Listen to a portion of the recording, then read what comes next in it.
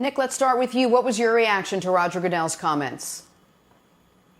My reaction to Roger Goodell's comments is I am so incredibly grateful and so incredibly thankful to the hundreds of thousands of my fellow Americans who over the last week and a half have taken to the streets, because while there is still work to be done, while the job is not even close to finished, the Overton window on this has shifted, and you saw it right there. What was once, whenever we talked about police brutality, we immediately had to talk about the flag or patriotism or the soldiers. Whenever someone tried to say Black Lives Matter, an obvious statement of fact, they were met with the nonsense retort of all lives matter, or you're actually the racist, or you're the one that's making it about color, as opposed to recognizing what the movement actually is about. And when you see Roger Goodell stare down into the barrel of the camera and say Black Lives Matter, when you see Roger Goodell stare down into the barrel of the camera and say the NFL was wrong, I never expected that to happen. And it does not happen without the folks in the streets over the last week and a half. So I want to give Goodell immense credit here. Now, I understand folks are going to say it's not enough. And maybe it isn't. And Cap is still blackballed, and that will always be a stain on the NFL's legacy and the NFL's record on this. But right now, where we are today, we are closer to affecting positive actual change than we were 2 weeks ago, and the discussion is more honest than it ever has been. And Roger Goodell surprised me by giving that statement and releasing it Friday night. I also want to quickly give credit to Drew Brees, because I was very critical of Drew on Thursday. Drew then, while we were on the air, released an apology that I was skeptical of.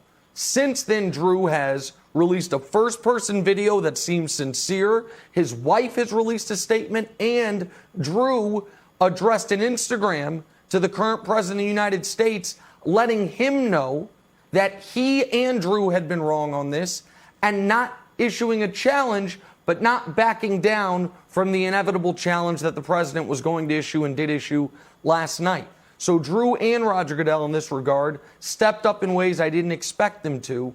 And lastly, Wilds, the last point Roger Goodell makes is such an important one when he says the NFL would not exist without its black players.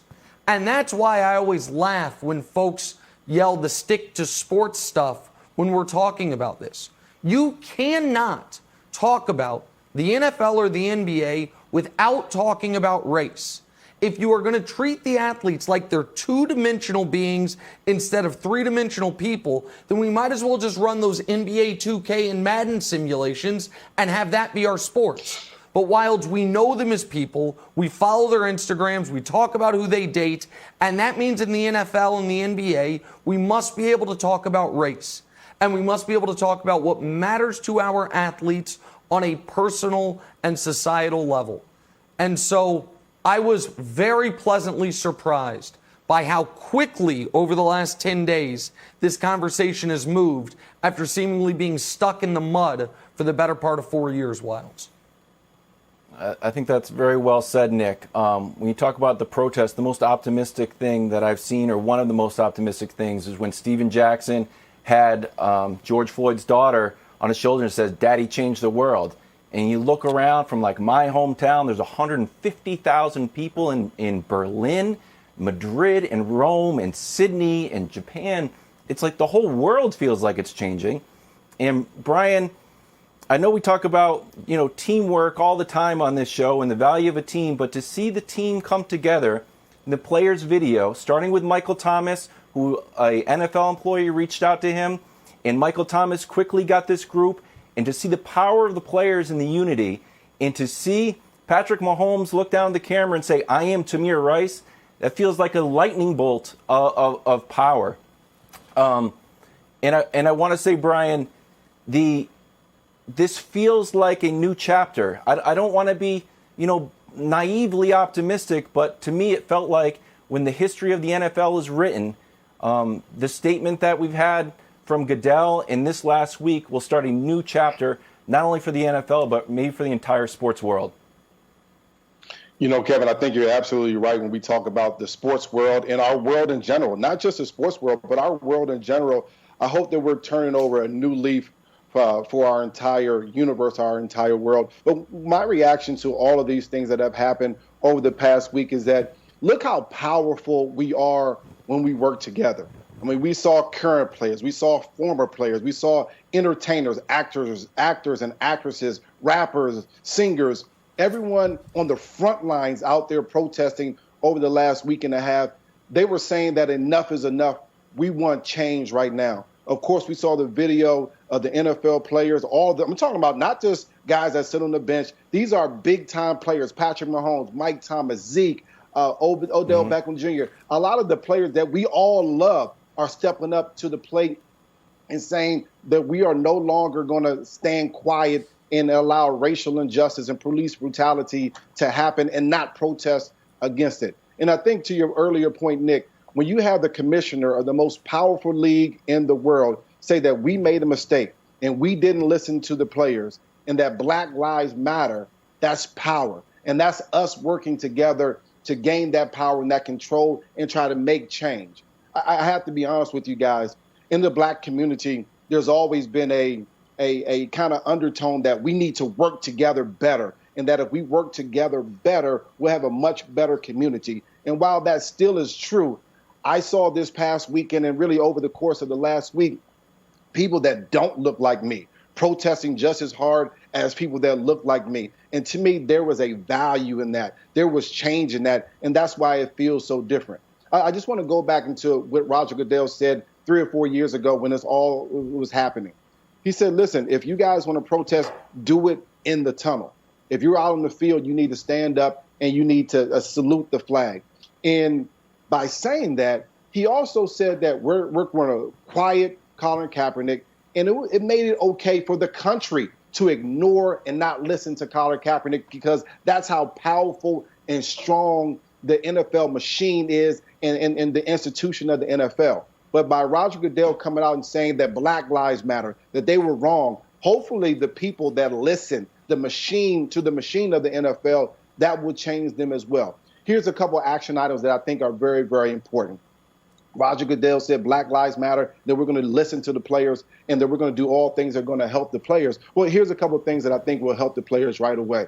We need more minority head coaches. At this point, out of the 32 teams, we only have 4 minority head coaches. At this point, we have no African-American owners. We need more representation as far as African-Americans in the ownership group. We need more representation in the head coach and the coordinator ranks as well. I'm talking about offensive and defensive coordinator, and also in the pipeline of making that are allowing blacks to be able to get to the higher positions in the front office as well. If we can have that type of change, then all these lessons that we've learned over this last week certainly would be for naught. I think it's really important. And lastly, and the NFL does a great job of giving back, but they need to continue to step up their effort in supporting the black communities that many of the players, over 65, 70% of the players in the NFL are black. Let's continue to support those black communities that many of these players are coming from.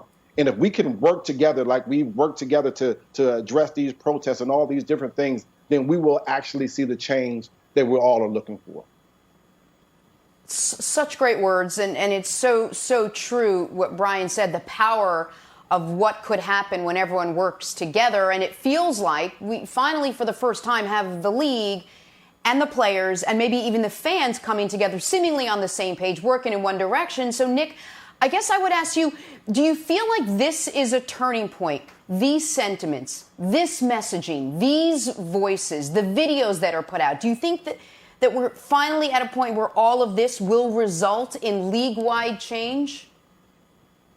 Well, I think more important than league-wide change, I think we are seeing, and we saw over the weekend, it's resulting in actual actionable change. You see whether it's in Minneapolis or New York City, you see some of the reforms in regards, because again, it's important that we use the actual definition, the actual words here. It's not societal injustice that these protests are about. It is about police brutality. It is about state-sanctioned violence with no repercussions for the bad actors against predominantly black people. And we are seeing actual change. And I've got to say, anyone that watches this show, certainly the people that work on this show, our great producer, Sam Pepper, I think saw it so much last week. He called me to check on me. Last week was awful. I was about as down as I've ever been. And I can't imagine how black people were feeling last week if it was sitting on my heart as hard as it was. But the last 72 hours have been a hell of a lot more optimistic. Friday night, we had the statement from the NFL, which shocked me. Saturday, and credit to my wife for having us do this, my wife went out and bought 800 bottles of water, and we went to the beautiful protest in Brooklyn and handed that water out, and we saw firsthand an absolute rainbow coalition of protesters. Every color, creed, sexual orientation, and age. From little babies, toddlers, up to people who were marching in the 60s that are marching again now.